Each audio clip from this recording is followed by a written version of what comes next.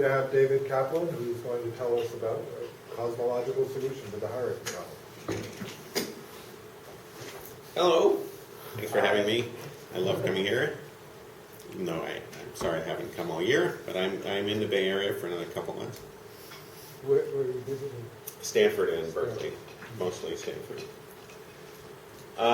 This is work Surjit, Rajendran, and Peter Graham and I worked on all year, trying to solve the hierarchy problem. The hierarchy problem is the fact that the mass of the Higgs is very sensitive to ultraviolet physics. Namely, if you imagine that field theory is normal, it's some kind of field theory above the electroweak scale, then you can see in many different ways that quantum corrections to the mass squared of the Higgs should contribute to it at whatever the energy scale is, where you're asking about those contributions. In other words, the standard model alone, plus new quantum field theory stuff above that scale, is fine-tuned.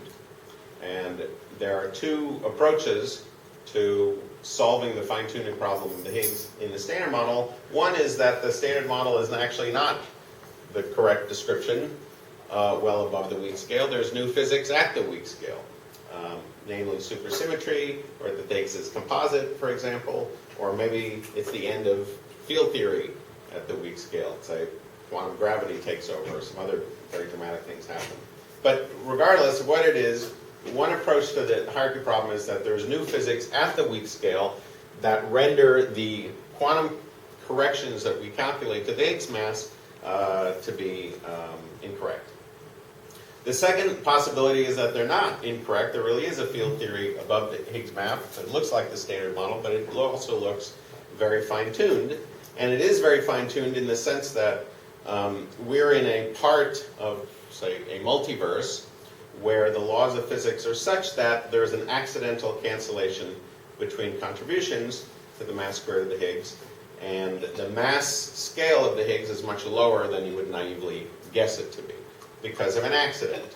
And the explanation for why we live in that part of the multiverse in space-time, Hilbert space, whatever, is an anthropic one. That we live in an aberrant part of the multiverse, one in which observers appear much more naturally in structure forms. So these are the two approaches over the last 40 years, the second one more recent, to explain this apparent fine-tuning in the standard model. And so we propose a different approach, and I built a couple of models where this seems to be the case. The solution that we're proposing is a dynamical one, dynamical in time, so that in the early universe, something happens to make the electroweak scale small compared to the cutoff, or to what it should naturally be. So in that sense, the Higgs mass squared is promoted to a field, or at least the value, the classical value of a field, affects the Higgs mass directly. It's linearly proportional to the mass squared. The field evolves in time in the early universe, so the mass squared of the Higgs evolves in time. And then it relaxes to some small negative value. What do I mean by the mass squared relaxes to a small negative value? If you write a term in the Lagrangian, you'll see that. You say, oh, there's the mass squared term. It can change sign. However, what we really care about is the physical mass squared, or the physical value of the electroweak scale.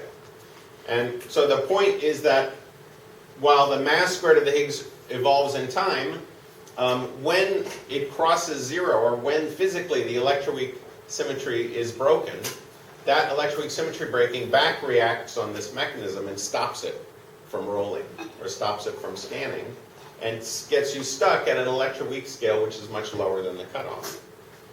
And then that small electroweak scale is fixed until today. You don't want any more evolution between when the mechanism occurs and today. And we have some caveats. The caveats for the solution is, first of all, it's only technically natural. That is to say that there are small parameters in the theory, which I'm not going to explain, but they are technically natural. They're not corrected by loops in an unnatural way. They want to stay small once we set them to be small. It also requires very large field excursions, where the field excursion is much larger than the cutoff that cancels loops in the standard model. But we'll see that that is also technically natural in this theory. It also requires a very long period of inflation. We need enough time for the mechanism to occur in our universe, and so this is what we use, a very long period of inflation. And these class of models, so far, we've only been able to push the cutoff up to 10 to the 8 GeV. And intermediate scale seems to be inherent in this specific manifestation of this idea. But perhaps there are better ideas to push the cutoff even higher. Quantitatively, what do you mean by very long period of inflation? We'll get there. Okay. David, can you just define excursions? I don't think I've heard that term before. What I mean by field excursions is that the value of the field will take on very large values, and it will change by an order 1 amount in that large value. So if a field value is m Planck, the field excursions is also, it changes by m Planck. In our case, it'll change by larger than m Planck, which is also true about sort of one field inflation models. They require super Planckian. So when you think of excursion, just think of the field value itself. So you really mean Planckian versus this 10 to the 8th excursion? Is that what you just said? Most of parameter space requires super Planckian, but all of the parameter space requires super cutoffian, in the sense that it just has to be larger than, it'll always have to be larger than the cutoff, and depending on how high you want the cutoff, it parametrically grows higher than this, and for a lot of parameter space, it has to be above the Planck scale as well. Is it also true, just while we're talking about caveats, that Yeah. you would say that you have no effing idea how to UV complete it above 10 to the 8, or you think that it's just... Well, yeah, I don't want to effing want to talk about it. Okay. We have not worked hard to construct models like that. We know of things in the literature, but that don't give you... We know of things in the literature that can get you a little bit above m Planck. We don't know how to get to the sort of values we can get, but we haven't tried very hard. And those models that are in the literature have always worked on attempting to get the right kind of inflation. So there are other I'm constraints. thinking specific, maybe while asking, I'm going to... Ask when we I'll get to ask the you a model. more specific version of that question. Great. I'll ask later. So. Okay. Here's the outline of the talk.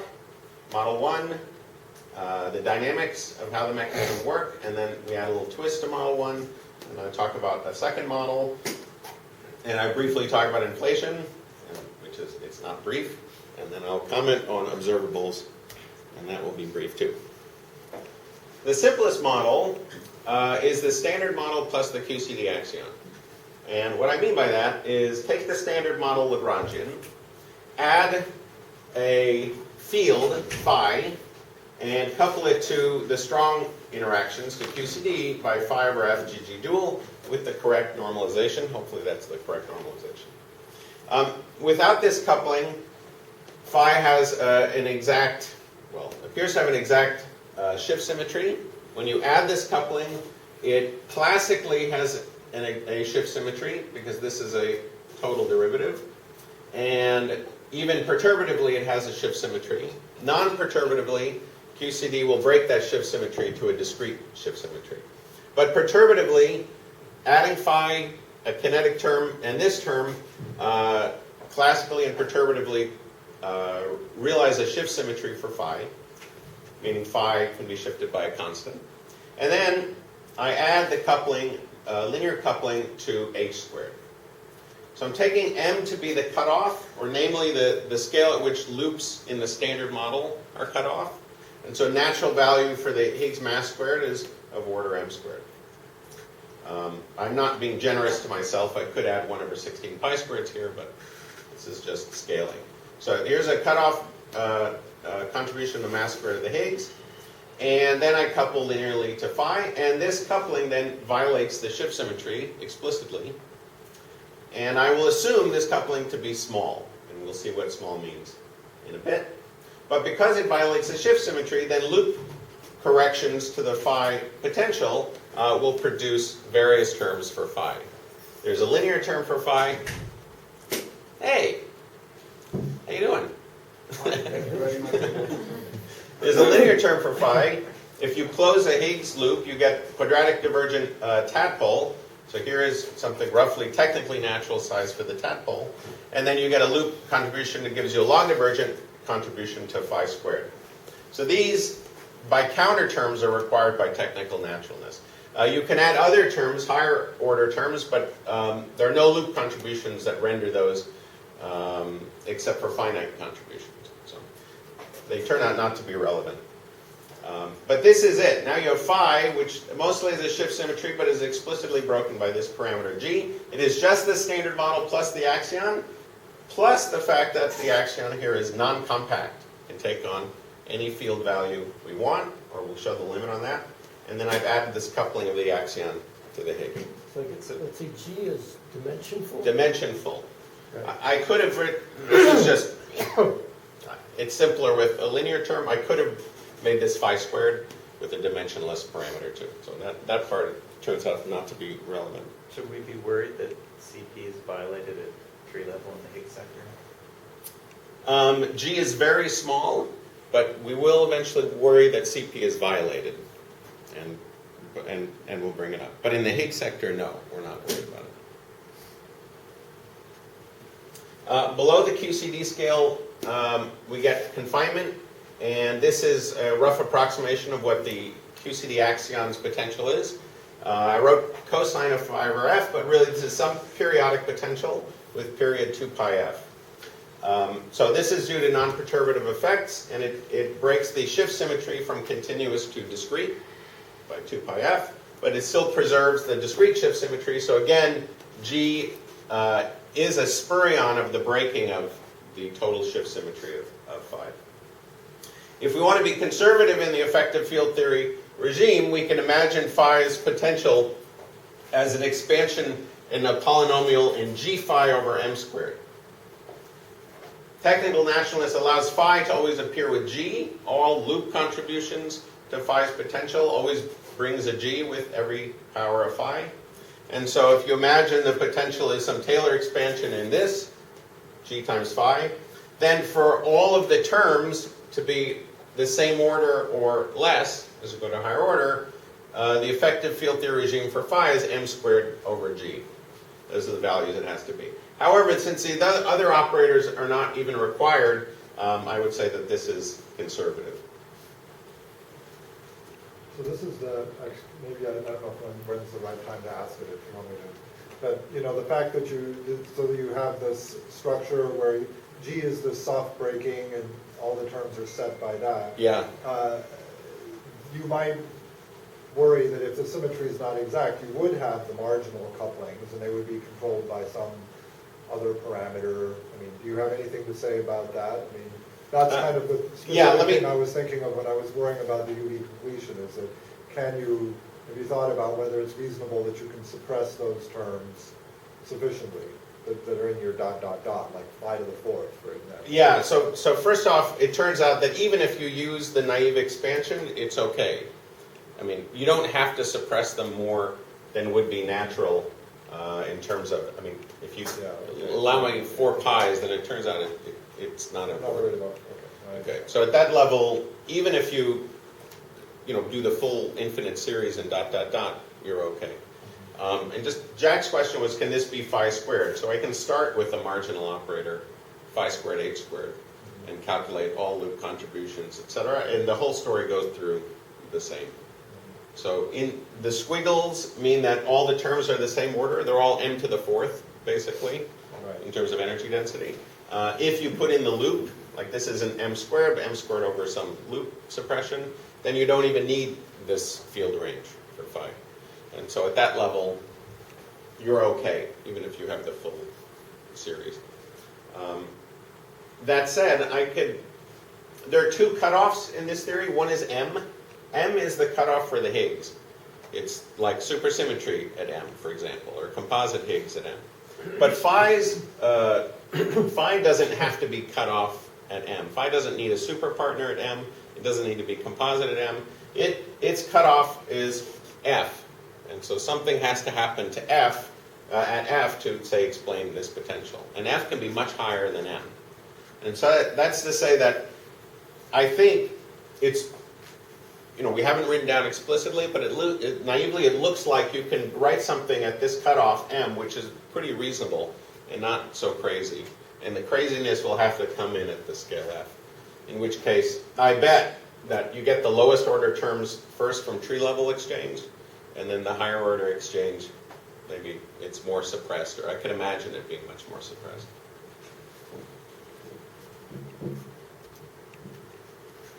All right, so this is what we're imagining happening in the early universe. We take phi to have some initial value such that m squared is positive. The physical value of the Higgs mass is in the non-electroweak symmetry breaking side, and it is large, order the cutoff.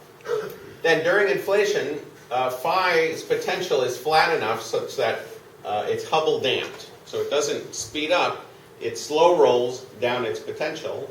Inflation is happening, but in another sector. But in this sector, phi is rolling down slowly at a saturated kinetic energy, terminal velocity.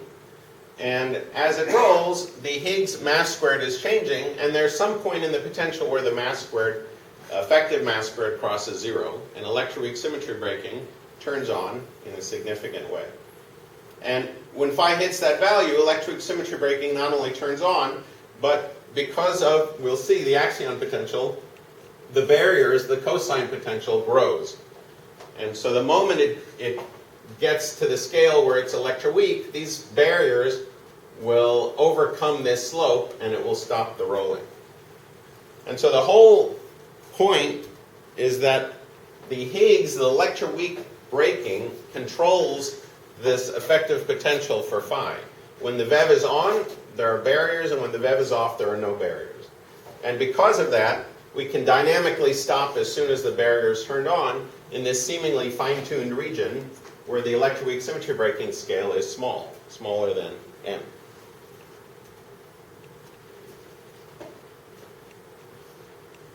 So, in the normal axion case, so I'm doing it for two-flavor QCD. In the normal axion case, I'm saying the potential is roughly lambda to the fourth cosine of phi over f. And so around the normal electroweak scale, we can write it in terms of parameters of QCD. Namely, lambda to the fourth is roughly f pi squared m pi squared times a ratio of quark masses. This ratio is such that you see that when the lightest quark mass vanishes, this potential vanishes, which is a well-known fact. If m up equals 0, the axion potential disappears. But more importantly is that this entire potential depends on the electroweak VEV. You can see that because m pi squared, for example, in the two-flavor model is m up plus m down, or the sum of two Yukawa couplings times the electroweak VEV. Here the VEV cancels out, but there's a linear dependence on the Higgs VEV of the axion potential, and therefore lambda to the fourth is dynamical. It depends on what the weak scale is. And since then this cosine potential represents barriers, these bumps, or the washboard, along the otherwise straight phi potential, then you control the height of this based on whatever the Higgs VEV is. I'm confused. So if I set the Higgs VEV to 0, there's still, it changes lambda QCD, but it doesn't go to 0. Lambda Q, yeah, so my notation sucks. I've been told every time I give this talk and by my collaborators.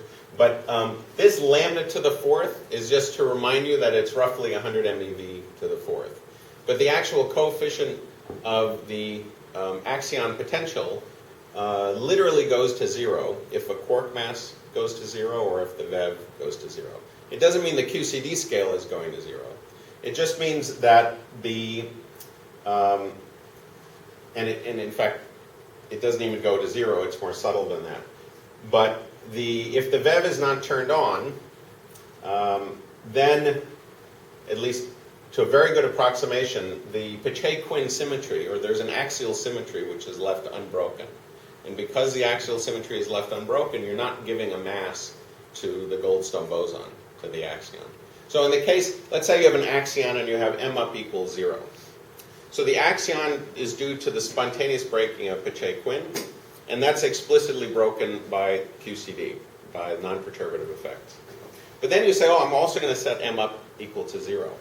So now there's another axial rotation, which is just rotating the up quark. So that's two different global symmetries, and they're both anomalous due to QCD. But there's a linear combination of them which is not anomalous. And so spontaneous breaking of Pacheco-Quinn now gives you a massless particle. The axion is massless in that limit.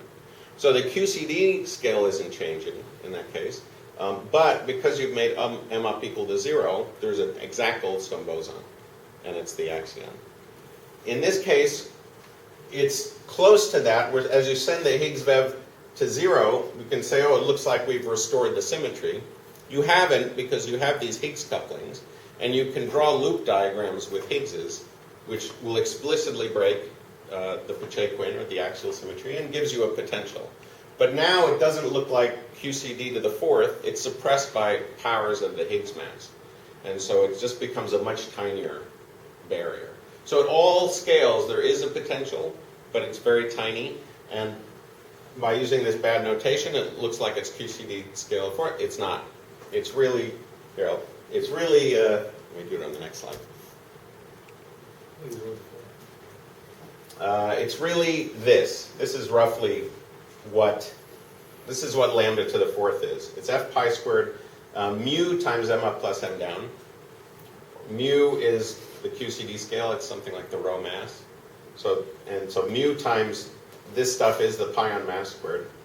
And so this, if you ignore closing Higgs loops later, this really is the potential for the axion.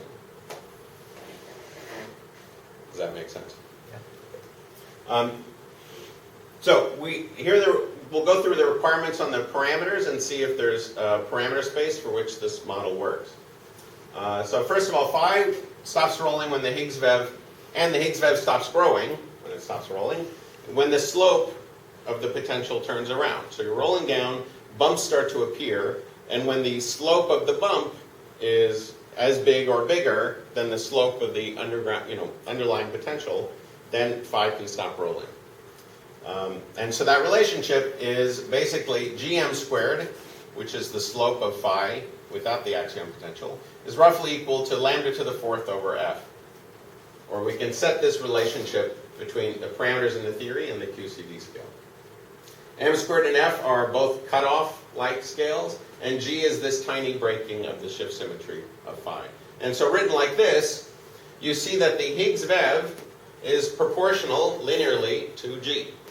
And so when you set g, some small scale, you set the Higgs scale. There is no other scale in this problem which is the electroweak scale. It's this combination which produces this combination of QCD-like scales and the electroweak scale. Yeah? So I should have asked this just a little before, but when you were talking about if we're in the regime where the Higgs mass is still large. And positive. Yeah. Yeah, so up here. As you mentioned, the thing is there's not an exact symmetry. There's still, the Pacheco-Quinn symmetry is still broken. Right. So the wiggles are smaller. What is the small parameter? What's the ratio of the height, the corrections of the potential? I'll show you what the guess is. But this is probably not accurate, but it shows you at least that it should be very tiny. You can guess that the potential can be approximated by an instanton. Here's an instanton, like a Tuft instanton that we add. There are 6 flavors of quarks because they're all massless. Even the top quark is below the QCD scale now. So the instanton has all 6 flavors of quarks, left and right. And the game you can play, the one instanton contribution will have all the left and right-handed quarks. You marry them off, coupled to a Higgs, but now the Higgs doesn't have a Vev. So you have Higgs propagators coming off, and so you have to close off these Higgs loops. And so you could integrate out the Higgs, and you would guess that the one instanton contribution goes as mh to the 6th power. And so it'll be QCD scales over mh to the 6th. Okay. then when the Higgs scale is positive and gets to be the QCD scale, then everything is basically QCD scale times small Yukawa couplings. And then it gets above the QCD scale, it gets closer and closer to this version. When the Higgs is roughly the QCD scale and above, it has this linear dependence. It gets more complicated when the Higgs is smaller than that, but it never grows above what it is when the Higgs is at the QCD scale.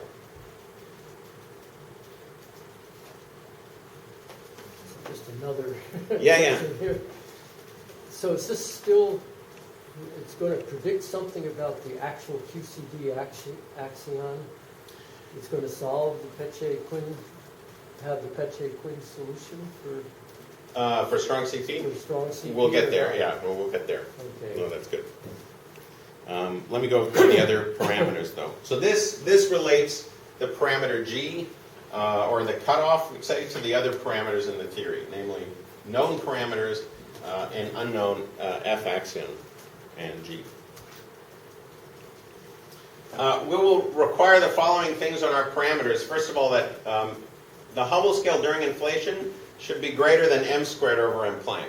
All of those terms in the phi potential at the, say, maximum allowed values for phi will be m to the fourth. So there's at least m to the fourth vacuum energy during inflation. And in fact, throughout the phi potential, the amount of vacuum energy in that sector changes by m to the fourth. So we want H inflation to be greater than that. Sorry, I'm missing your point. Why? Yeah. I'm just saying that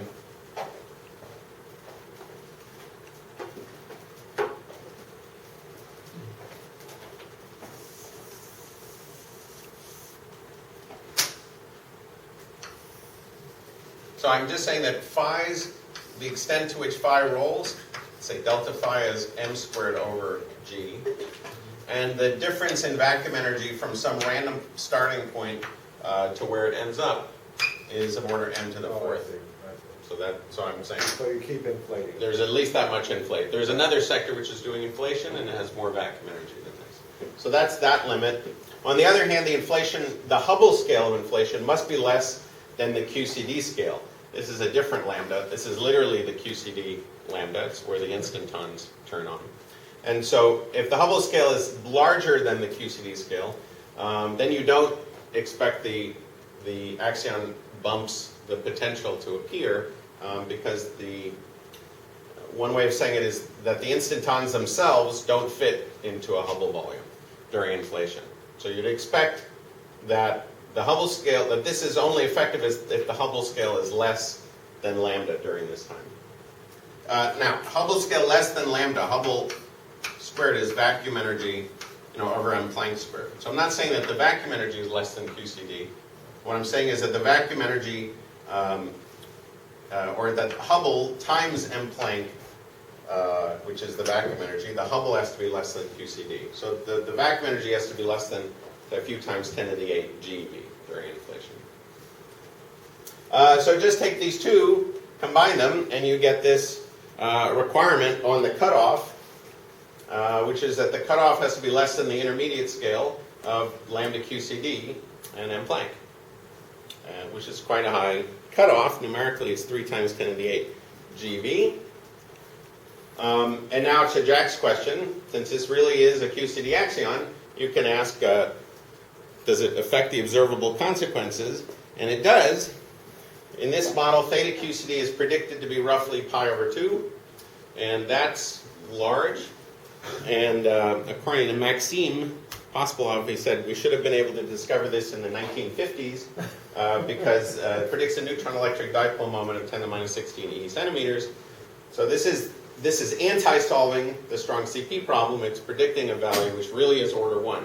We can't even fine-tune it away because it lands somewhere where the cosine potential, which is supposed to solve the problem, is of the same order as the slope, which anti-solves the problem. It violates CP. And that's where you worry about CP violation. So that's bad. So it's fine-tuning theta QCD we can't do. We can't even use any of the normal solutions, because if you set, for example, m up equal to 0, all the bumps go away, and so you don't solve the hierarchy problem. There's no symmetry to allow you to impose something like Nelson bar. We've tried to use multiple axions, and we don't really have a good idea that does that. So we will solve the strong CP problem in a totally different way in this model, in a dynamical way. Here's one way to do it. You can add a slope to phi, which is much larger than the technically naturally required slope. As long as this slope is temporary, so that today this slope disappears, then this contribution dominates but could be much smaller. So the idea is, so one possibility is this sigma field is the inflaton, and this contribution to the phi potential is much larger than that, by a parameter which we'll call theta. And so if this is a theta smaller than this slope, and at the end of inflation this sigma field drops in value dramatically, then the final slope is theta compared to the initial slope. This relationship then becomes gm squared f is roughly proportional to theta lambda to the fourth. And Hubble during inflation then has to be greater than 1 over square root of theta m squared m Planck. You include this contribution to the vacuum energy. The Hubble scale still has to be less than lambda. And so when you combine those constraints, you get a constraint on the cutoff, which is now less than square root of theta times the intermediate scale squared. Or m is less than 1,000 TeV times theta over 10 to the minus 10 to the 1/4. It has this weak dependence on theta, but it limits the cutoff at 1,000 TeV. At this point, I haven't put a constraint on f axion, so f axion can be whatever you'd like it to be as long as it's not ruled out. And this model then solves the hierarchy problem up to 1,000 TeV, solves a strong CP problem, and axion can still, we think, although a calculation has to be done, we think can still be dark matter. You don't see, so you need somehow the process where the inflaton drops and you reheat has got to not disturb this sector despite the Right. fact that it reheats the standard model. Right.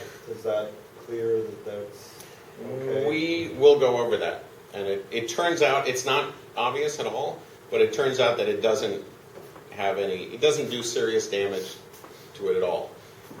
And the sort of cartoon picture is just that this phi field rolls such an enormous distance that when you reheat, and say reheat above the QCD scale, the barriers disappear, but phi cannot get very far during Hubble time QCD. And therefore, while it is true the potential changes a lot, the value for phi, which is associated with the Higgs mass, doesn't change. At least doesn't change significantly, and the weak scale stays the weak scale. But let me go through a few more, and then we'll walk through those dynamics. There's an extra constraint that one could, in principle, put in this model that we turned out to not be necessary. The additional constraint is one where we want phi to classically roll and not be dominated by quantum fluctuations. If you don't satisfy this condition, so this is phi dot in a Hubble time is greater than Hubble itself. This is to say that the classical motion in a Hubble time is greater than the quantum fluctuation of the phi field.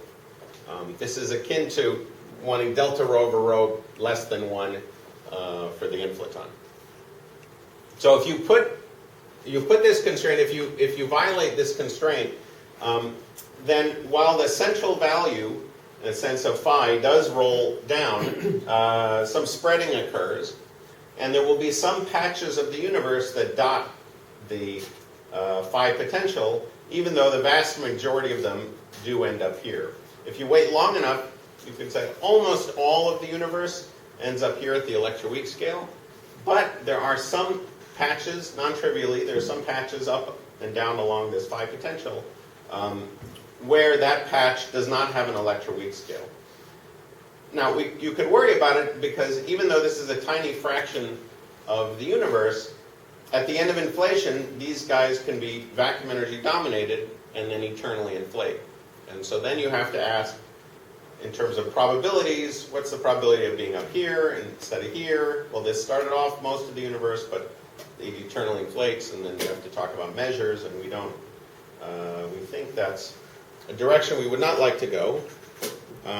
But in principle, you can do that. However, in the case of this QCD-like model, when the slope drops, it can drop in a way so that the sign of the underlying slope is negative. And so whatever is left in this little patch of the universe, they will roll off and they will be in anti-de Sitter space as long as the cosmological constant in our vacuum is small and de Sitter. And therefore all of this, which is, again, a tiny fraction universe, will be an anti-de Sitter and will not inflate to infinitely large size. And so in that sense, we can talk about measures and say most of the universe lives at the electroweak scale. If we do put this constraint on so that every single patch in the universe gets here, it turns out in the QCD model we have a bound that's more like 30 TeV. But if with this dropping slope and you don't put this constraint, that's how you can get to 1,000 TeV. Can I just ask a question? If you, Yeah. if you do impose the upper constraint, do you really solve the problem that you're saying you solve? Because it's still just a probabilistic thing, right? You don't completely turn off the presence of some guys that are up there. The probability is just now suppressed by some semi-classical. If you satisfy this, yeah. yeah, okay. So there are I'm two just saying different. It's not a 1-0 thing. You're just somehow suppressing those by some. It's some exponential. Or yes, something, it's right? almost 1-0 in the following sense: that if you don't satisfy this, there is, to an incredibly high probability, at least one patch which lives up here. In fact, a number of patches live up here to a very high probability. So you can say, I'm going to start the universe, go, roll down, a few patches get stuck here, and the probability is incredibly high that there's always at least one patch up here. So what's making the number of patches finite here? I don't understand. Maybe there's something basic I don't understand. Start with a finite patch and take an initial condition which is finite. Okay. So And that's then the point. run So for a you're finite cut amount of off time. On your initial. I'm cutting off at some Yeah. initial value. That's right. That's right. We have to live in this one patch to begin with. The patch we have to live in is one in which the initial value of phi is to the left and not to the right. That's where we have to live. It's in the same sense the initial condition of inflation. The initial condition of inflation is that there's some patch which is roughly flat. And then as it expands, it's dominated by vacuum energy. That's it. So in that sense, we're saying that if there's only one patch in the universe and it's here, then it doesn't solve the problem. If there's one patch in the universe and it's anywhere to the left of this, the initial value of phi, then it solves the problem. Then it doesn't matter, in essence. Everybody ends up at the electroweak scale. So that, And the probability, well, I'm still a little confused. Are there multiple patches to the left? so if, yes, And- so if you, And the probability that we end up the way we are yes. is one because most patches are to the left? What we're starting is an initial patch where you are to the left. And if you can ask about the probability in that state. In other words, the true initial conditions of the universe, I have no idea what they are, and I'm not even going to give you a probabilistic interpretation of that. But I'm saying that, let's say there is a patch, and the initial value for phi is to the left of 0. Then, in that patch, the entire universe will end up with an electroweak-sized electroweak scale. Every single patch that's left over. Because this is happening during inflation, I can say a single patch, and then I say go, and that single patch becomes a bazillion patches, because inflation lasts a long time. Then you can ask about each individual patch. Are you at the electroweak scale in that patch? If you satisfy this condition to a very high probability, every single patch has the weak scale at 100 GeV-ish, right? If you don't satisfy this requirement, then an exponentially small number of them will have the wrong electroweak scale. But almost all of them will have the right electroweak scale.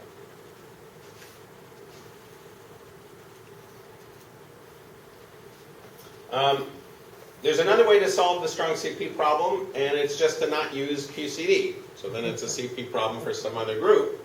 Of course, if we want to have another group, somehow the Higgs has to turn on barriers for that group. And the only way that we know how to do that in this guise is to add new fermions that the Higgs can give masses to. So these are the suggestive notation. L is like a lepton doublet quantum numbers, and N is a neutral fermion. And I put in those representations, and effectively they're conjugates, so that we have something in the fundamental representation and the conjugate of a new strong group. Here I just picked SU3. I should have just called it new strong. And then I write down Dirac masses for L and N, and Yukawa couplings that makes L and N. And so here we see that a Higgs-Vev will change the mass matrix of the neutral guys.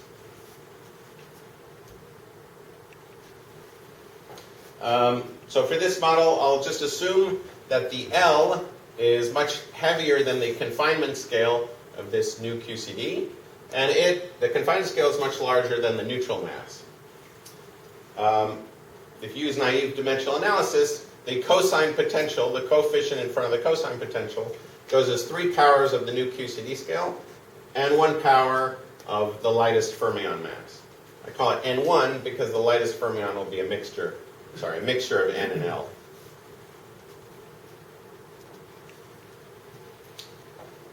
So when the Higgs-Vev turns on, it gives you a mass for the lightest fermion using this seesaw potential, which goes as product of Yukawa couplings, Higgs-Vev squared over ml. This is just like neutrino masses. However, there's already, required by technical naturalness, a mass for the neutral guy. There's a loop contribution from L and from Yukawa couplings that contribute to N, and that mass should be at least product of Yukawa couplings times ml and a loop factor and a log. So if you want the Higgs-Vev to change the quark masses in this sector by a significant enough amount, this Higgs contribution, with this electroweak scale, should be bigger than the contribution that's already there by technical naturalness. And so this is bigger than this, and it requires that, if you look, ml is in the denominator here and the numerator here. ml has to be less than 4 pi times the electroweak scale, divided by a log, depending on how big you push the cutoff. Collider bounds probably constrain ml to be 250 GeV or greater, but depending on what the QCD scale is in that sector, the phenomenology can be quite different. You can have the light mesons in that sector can mix with the neutral Higgs and decay like a Higgs. Or if the QCD scale in that sector is low enough, you get displaced vertices, or they could leave the detector as missing ET. So this is a very rough guess of what it should be at least. It could be a little bit less than that, but we don't know for sure. That requires detailed study. The parameter requirements on this model are the same in the sense that the inflation scale should be greater than m squared over m Planck. We are going to require classical rolling because we don't need the slope to drop, but we don't want the eternal inflation up here. So if you require classical rolling, that's phi dot over h is greater than h. And plugging in for phi dot, you find this is h cubed is less than the slope of the potential. And so if you have those requirements, plus, again, the relationship that the slope and the barrier height at the end is roughly the same, then you get a new constraint on the cutoff, which is this bizarre set of powers of the cutoff, the new QCD scale, m Planck, and whatever the f axion is for that sector. So putting it all together, the bound is less than 3 times 10 to the 8 GeV on the cutoff. It depends on the new strong scale, which should be less than the weak scale. It depends on Yukawa couplings to a very tiny power, 1/7, on ml to a 7th, and on f axion to 1/7. The main constraint on the Yukawa coupling is dominated by Higgs decays. The Yukawa couplings are too big. The Higgs can dominantly decay into these new neutral states. So if you set that branching ratio to roughly 10%, it sets a bound on the Yukawa couplings to roughly 0.1. So, F pi prime, what stops you from making it large? Yeah, good. So when F pi prime, this is subtle, but hopefully I can explain it well. The point is that if you get, let's say F pi prime is really big, is well above the weak scale, then you integrate out those strong dynamics and you have an effective potential with the Higgs in it. Now, if you don't want that sector to break electroweak symmetry, then there will be some potential term. There'll be, say, an h squared and some, this is the pion condensate. Let's call it F, pi over F.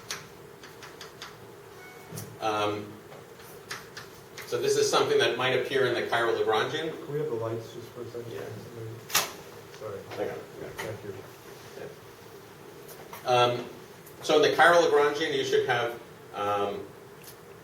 it's probably going to look something like this. H, chiral condensate, H dagger. And then some contribution to the axion potential.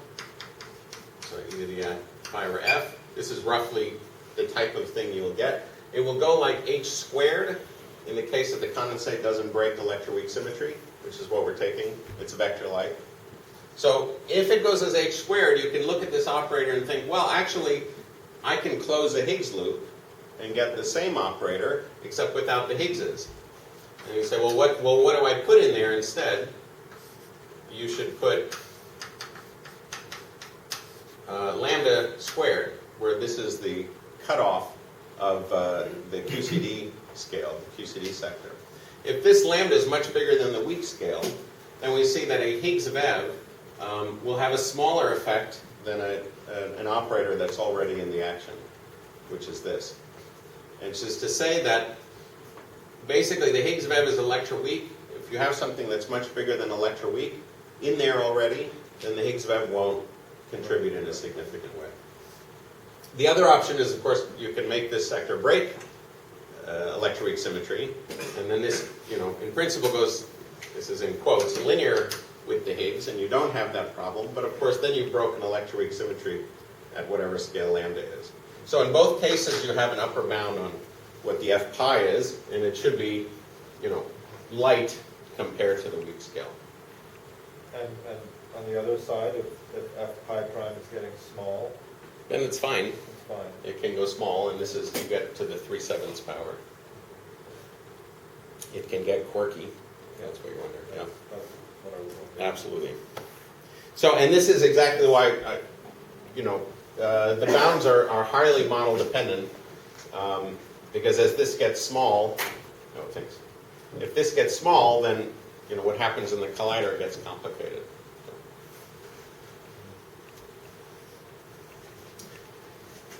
There are subtleties at the end of rolling. You have classical evolution for a while, and then the barriers start to appear.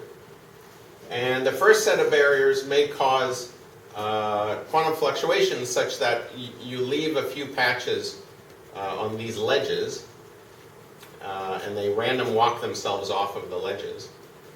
And then you get to a point where the barrier height is big enough so that classically you would get stuck in these minima, but you could imagine quantum fluctuations that push you over the barrier. In other words, if the quantum Hubble fluctuation is bigger than the classical rolling that takes you back along these barriers, then you could again imagine that a lot of the patches are stuck in these type of minima. And then finally you get to a point where classical rolling dominates both to the right and to the left, and here you're really stuck. The only way to get out is tunneling. And if you do a naive computation of the rate of tunneling during inflation to the next one down, you find that the critical bubble size is bigger than the Hubble scale. So there is no, at least Coleman-DeLucia type of transformation or tunneling that occurs here. So you really get stuck down here, but you do leave patches of the universe all up and down this range. Nevertheless, this entire range all has a Higgs mass of order the electroweak scale. And it's because the step size here is so tiny. The step size is guided by the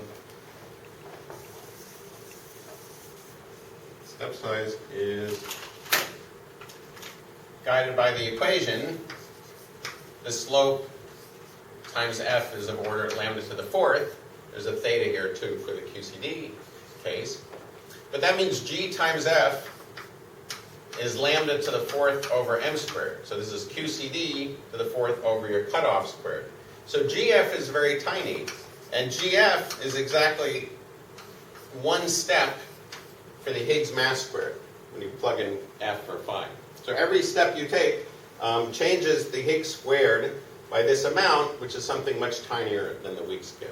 It's like electron volt or smaller. Therefore, all of these different minima have an electroweak scale, which is the correct size. In fact, they're all very similar to each other. But the dynamics of these vacua are a little weird, not exactly vacua, and then these vacua allow for some kind of tunneling during inflation. But it never changes the electroweak scale by very much. But you do need to end up in vacua that live longer than the age of the universe since reheating. And most of these vacua, which have some slope to the left, today are classically stable. Transitions only occur through bubble nucleation, and the lifetime of these vacua appear to be much longer than the age of the universe. Just to make sure I understand, the boundary between A and B is just where your potential is turning, your wiggles are turning on, is that right? Exactly. Yeah, the wiggles here are too It's small. not really that the evolution, it's not really that the evolution is different, it's just the wiggles are turning on. Exactly. Yeah. Exactly. This is a slice of field space where we've integrated out the Higgs, in a sense. Right. This is evolution in field space, not time. Oh, what should we call the field? I decided to call it. We like the idea of the relaxion,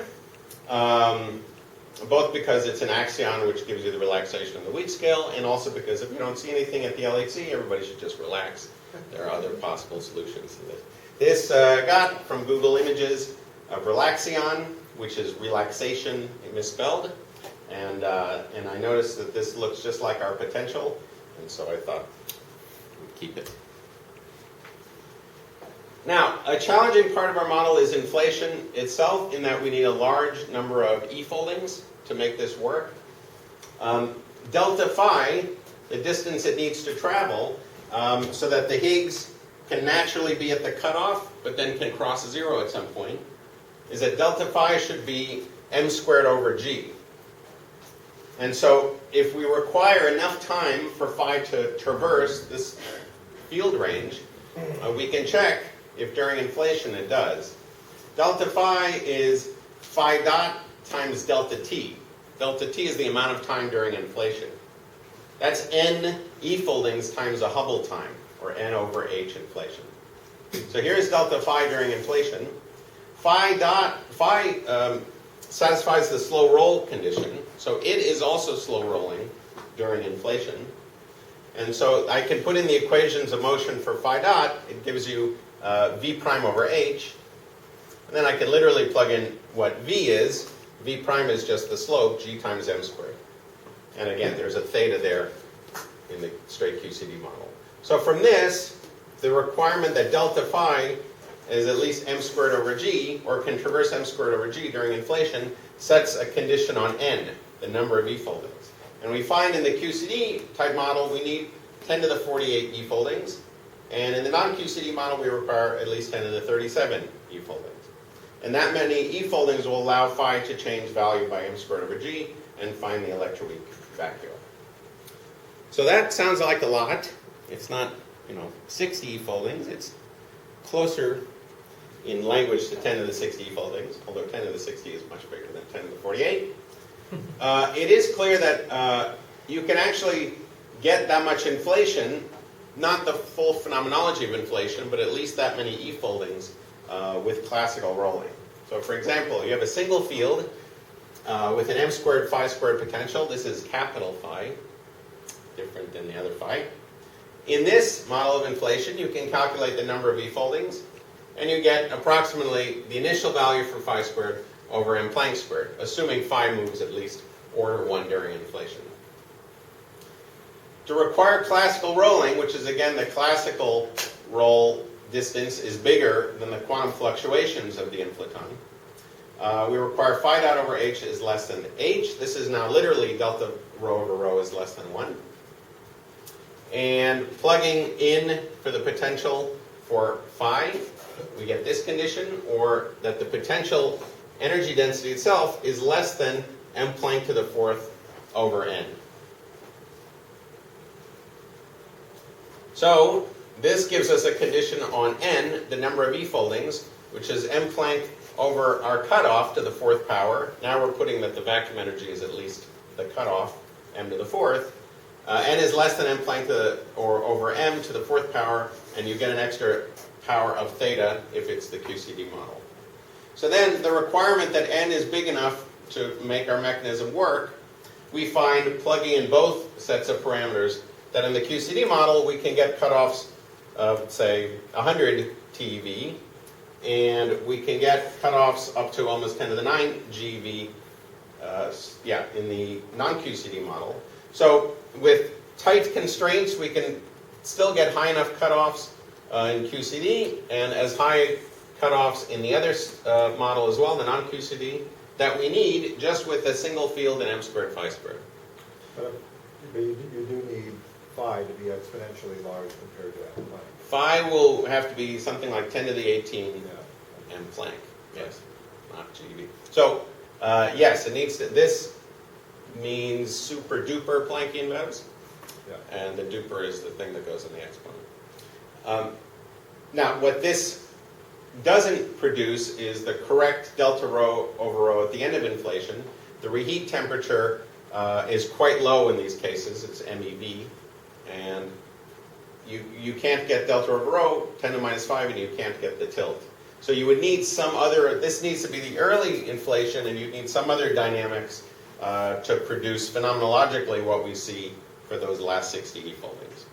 But in principle, a potential with classical rolling can get you enough e-foldings with a lower limit, even with where we're constraining a lower limit on what kind of cutoff or vacuum energy we want in our theory.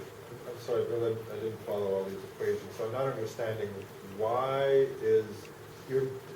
somehow you're saying that just requiring classical rolling during inflation is giving you a cutoff, a bound on m?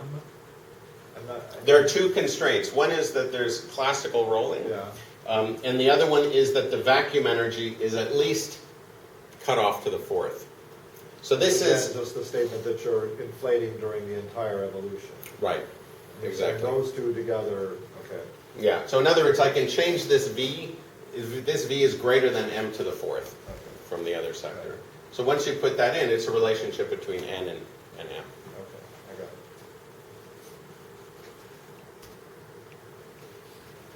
got it. Observables. Well, the axion and then potentially the real axion may be dark matter, but with a different abundance prediction from vacuum misalignment. And I'll show a slide on this, but it's in my other talk, so I'll have to switch. The observable neutron EDM is favored, potentially. The lower theta goes in the QCD model, the lower cutoff you're allowed. So this makes the QCD model at least more observable in terms of looking for EDMs. In other words, your model is nearly ruled out. I wish it was more nearly ruled out. It unfortunately only depends on the EDM to the 1/4 power. So we have a long way. We can push it even smaller than the standard model prediction, unfortunately. The coupling to Higgs is extremely tiny, but in principle, one might hope in the perhaps not too near future, new force experiments with this scalar that couples to matter through all couplings as the Higgs mixes with everything. And then background oscillations if it is dark matter of all standard model mass scales. We require low-scale inflation because we don't want the Hubble scale to be above the barrier height. And the barrier height can be no bigger than the weak scale, even in the non-QCD case. So because of that, we will not get high-scale inflation. We can't have high-scale inflation, and there are no primordial tensor modes. So this is a quick way of ruling out, well, it's a very hard experiment, but if one can rule out, one can see tensor modes, you can completely rule this out. In the non-QCD model, the only extra things I want to say is, first, of course, if it is dark matter, the relationship to F axion is different because it's in another sector that mixes with electroweak, or with electroweak. But, of course, much more obviously, there are fermions with electroweak quantum numbers that are charged under a strong group that confines somewhere, maybe near the weak scale, maybe near the QCD scale, maybe even lower. And so this is a direct probe of a part of the model. Then, of course, phi couples to the Higgs. In the non-QCD model, those couplings can be much stronger. And so we are seriously attempting to find ways to measure both of these things. Coupling to QCD effectively produces forces on matter if there's a background field. And oscillations of the standard model mass scale, the Higgs VEV, is oscillating things like the electron mass. And if the electron mass oscillates, so do the size of atoms, and potentially there are materials where we can be sensitive to that. Again, low-scale inflation, not allowed in this case. And now I want to just open this other one. So I went to a dark matter conference, and I realized I had nothing about dark matter, so I figured something out that we had been thinking about. Now, what happens during reheating? During reheating, if the temperature of reheating is below the QCD scale, the barriers stay put and nothing happens. Phi gets stuck wherever it is. The electroweak scale is whatever it is. But if reheating temperature happens above the QCD scale, the effect of those instantons gets exponentially suppressed, and so phi can start rolling again. And so you can ask, how far does phi roll in that time when the barriers are essentially zero? Is it dangerous? Well, the change in phi over f would be one step, or I guess 2 pi f. The change in phi over f is roughly, again, phi dot over the time, or phi dot times delta t, which is h, times f.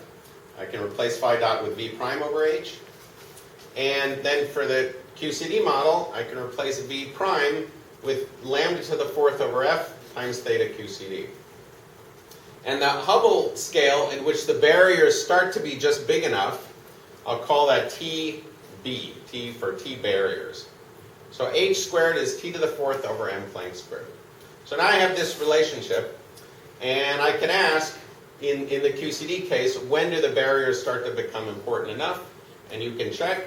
It's estimated to be roughly 3 GeV when the barriers make a difference in this potential. And so by that time, how far does phi roll? If F axion is 10 to the 10 GeV, this is order of a few, or say order of 2 pi. So for F axion of 10 to the 10 GeV, you roll one barrier. Now, one barrier is not very big. Remember that a step is much less than the weak scale, so it doesn't change the weak scale. But if F axion gets less than that, then you roll farther.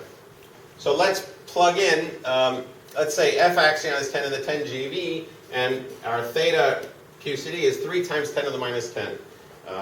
So now we're saturating the EDM bound.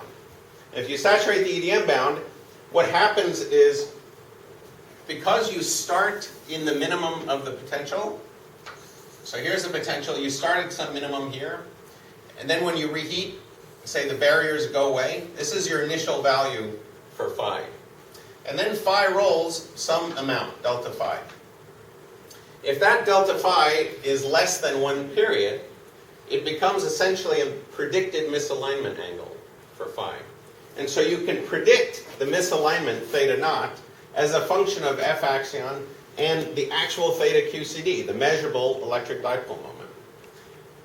And so if you saturate the EDM bound and you put F axion at 10 to the 10 GeV, you predict a misalignment angle of 1. If F axion is bigger than 10 to the 10 GeV, you predict a smaller misalignment angle. And so this gives you an explicit prediction for the amount of axion dark matter with no free parameter other than F axion, which is measurable, and the electric dipole moment of the neutron, which is measurable. I didn't understand how theta QCD came in. Can you explain that again? Yeah, it's because theta QCD sets the slope of this potential in the QCD model. Oh, right, that's right, because it's an, okay, got it. Exactly. Right. So that's why if theta QCD That's gets why smaller, you're- the slope gets lower. Got it. So in terms of low energy observables, the tiny axion coupling and theta QCD predict together the amount of dark matter. It predicts this theta knot. Actually, something that I'm sure axion people know is trivial, but it just made me realize that if the Hubble scale is less than theta lambda QCD, of course axion dark matter is essentially 0, because in the regular axion, you sit here at the bottom because the barriers are turned on, and then you reheat, and there may be some thermal production, but if the reheat temperature is low enough, there's no misalignment angle. In other words, for lower, for H, Hubble during inflation less than the QCD scale. In our case, because there's a tilt, you don't start and end there. You start there, you roll a little bit, and then this becomes your misalignment angle, and then as the barriers turn back on, it oscillates around that misalignment angle. So this is not only true for us, where we have many, many barriers, but you can imagine an axion that has maybe 2 or 3 or 4 minima, but with an explicit breaking that happens at a very high scale. In which case, if you're stuck in one of the higher minima, then you will get some rolling, and again, you will predict, based on that slope, how much axion dark matter there is. And similar to all these cases, if F axion is large, in this case, and the reheat temperature, even if the reheat temperature is high, the theta misalignment is very tiny, and so you get very little dark matter for large F axion. But if F axion is smaller than 10 to the 10 GeV, say 10 to the 9 GeV, which is still allowed by bounds, and the misalignment angle you see is much greater than 1 or greater than 2 pi, in which case, during this rolling period, it goes over many, many of these barriers. Say this is 10 to the 9, and this is a factor of 100, so you go over dozens of these barriers. You're still at M. Higgs's electroweak scale, but you have some kinetic energy. And so as the barriers turn back on, you get an extra contribution to the dark matter energy density in the kinetic energy of phi. And so that computation we haven't done, but we suspect it may contribute in a significant way to the dark matter abundance. And so we might find that F of 10 to the 9 gives you the right amount of dark matter. So theta QCD is still an adjustable thing in this formula? Yeah, it's a free parameter. It could be very, very small. It could be very, very small, in which case it predicts 0 dark matter, or a very, very tiny contribution to the dark matter.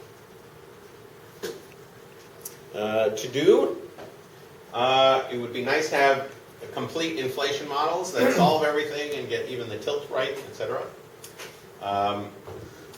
Phenomenology should be done. The phenomenology is obviously very different than other solutions to the hierarchy problem, and probably requires significantly new experiments and new ideas for how to probe these things.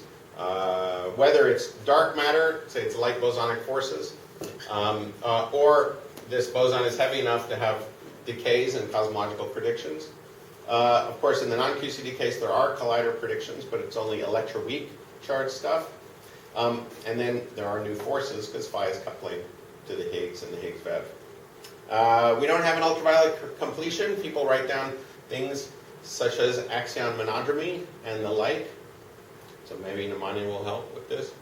But we need something to perhaps explain or describe potential with many barriers. And Raman and company has done it in a totally non-string context as well, but we have not looked carefully into that. And then, of course, better models of this, higher cutoff, etc. And now we'll switch back to the other one. Maybe this was a better slide for this. We think that this is an idea that can give you an explanation for fine-tuning. It does not require new physics that cuts off loops at the scale. And so this is sort of likened to the kind of things people have thought about or tried to figure out how to do for the weak scale, the so-called self-organized criticality, which you see in material sciences all the time. And so here are conditions we think you need. One is dissipation. When something is evolving dynamically like a field, then energy is changing from one type to another. We need a place for that energy to be dumped. We are using Hubble friction, that as this field rolls down, it does not gain kinetic energy. It has a predicted phi dot, and that's because of Hubble friction overdamps the motion. We think we also need self-similarity, which is that the cutoff dependent corrections to the potential don't change the story. So we say there's this phi potential, and there's a place where the bumps start, and there's one place where the electroweak symmetry breaking turns on. But then you can ask, what do quantum corrections do? And quantum corrections change the location of this position by order 1, because the mass square root of the Higgs can change by the cutoff with different corrections. But the point is that the dynamics will stop you no matter what, no matter where h equals 0, as long as these barriers appear. So phi's axion potential, this periodic axion, says it doesn't matter where the Higgs crosses 0, there will be bumps there. In a sense, v prime, the derivative of the Higgs potential, or of this phi potential, is 0 in many places along the phi. And we think this may be a robust part of the story. Third, of course, whatever the Higgs does, it better back react. Electroweak symmetry breaking must be a dramatic effect on this story. And so in our case, you have to couple the Higgs to something in a technically natural way. We use the Yukawa couplings in the standard model, which are already there, or add new fermions. And finally, at least we found, it takes a very long time period. Usually in every model we've tried, it takes a long time period to get this evolution to occur, and so you need some long time period in the early universe before normal cosmology. And we use inflation. And that's it. I'll stop there.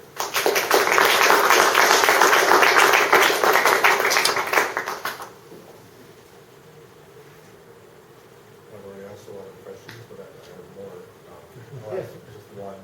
Is it really clear to you that you need some sort of QCD-like dynamics, that you couldn't do this just with multi-scalars? I mean, they can certainly make waterfalls, blah, blah, blah. Sure. You can certainly have dramatic things happen without having QCD. So what QCD has given us is this naturally periodic potential, which seems to be a part of it. Imagine you write down a scenario with a bunch of scalars, and you don't get this periodic nature to it. Then you can look at the potential and say, oh, there's one minimum. And that minimum has to be the one at which electroweak symmetry is broken at this tiny scale. And so at that point, it looks like the action itself requires an explanation for the small electroweak scale. And in this case, the action itself looks like the electroweak scale is fine-tuned, because there are all these minima over here, all these field values up here, where the electroweak scale is at the cutoff.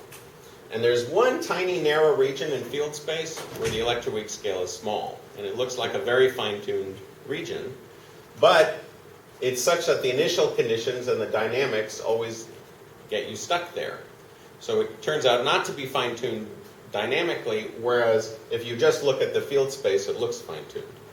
So if you add things that don't have the periodicity, at least I don't see how, it doesn't mean it's not true, but I don't see how you can look at the action and say, yeah, there are quadratic divergences, yeah, the thing looks fine-tuned, but dynamically it puts you in the right spot. Here there are many minima. In the case with scalar fields but no periodicity, it looks like there's one minimum, and you're stuck. No, that doesn't mean. That sounds like a philosophical objection, though. I mean, It's- the other thing Right. would solve the hierarchy. Nothing in your story, I mean, that's actually, it was your second bullet there. You know, yes, you have this periodicity, but it doesn't seem to really play an essential role in solving the hierarchy problem. If instead the thing just turned around, somehow this Higgs mass turning negative triggered some other dynamics and it made the potential turn around. Yeah, but if you look at today, we're at essentially zero temperature, and we're in all the fields, let's say all the fields are in their minima today. And if that minimum is one in which the electroweak scale is tiny, and you can ask, are there other minima in this low energy, zero temperature potential, where the electroweak scale can be all kinds I of know things? it's different, I just don't know why, okay. Yeah, it's different, but I don't know why it couldn't work. That's what I don't know. Only that the only one, every version of our model which had, something that worked, and we tried many different crazy directions with lots of scalar fields, and nothing worked unless you had some sort of periodic structure. There was the only ones that had a beginning to the solution. Is there a solution to the hierarchy problem that has no new physics at the weak scale and doesn't have a periodic potential? Maybe, I don't know. It's But just good to understand this. That's, yeah, again, what I say is that if you look at the field space, in other words, the problem is not solved in the action of the theory. The problem is solved in the dynamics of the theory, the time-dependent dynamics of the theory. That an initial condition in this field space and the dynamics in the early universe that give you slow roll, so insensitivity to the initial condition, is what sets you in a part of field space that looks fine-tuned.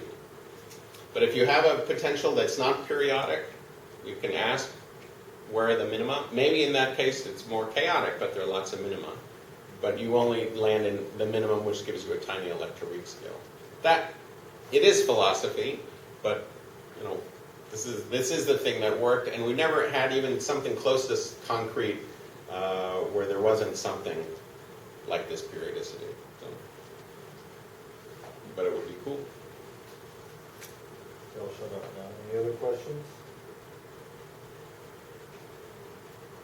What's the mass range for the axion, for your relaxation? In the QCD version, there's no. In the QCD version, there's no constraint on F axion. So it's 10 to the 9 to 10 to the QCD? 10 to the 18 GeV. Oh, in the non-QCD? No, for the mass of the axion. Oh, so the mass, yeah, it's the QCD relationship to the mass in the normal QCD model, and it's because the slope now has to be tiny compared to the QCD potential. Then its mass just comes from the QCD potential up to a tiny theta correction, and then so the mass of the heaviest axion is Surjit. What's the mass of the heaviest axion? For the QCD case, Yeah. that would be about gigahertz. Yeah, he only knows it in frequency. 10 to the minus. 10 to the minus 7 eV. Yeah, about 10 to the minus 5, 10 to the minus 5 eV. So, 10 minus 5 eV. yeah, That's the heaviest. that's heaviest. No, it's heavier than it. No, you're thinking of. This is F of. Well, this is F of 10 to the 9 here, right? Yeah, it can be as low as Okay. 10 to the 9. Yeah, okay. So in that case, yeah, maybe a factor of 100. Yeah, okay. You can leave this as a homework problem. Any other questions? All right, let's thank David again.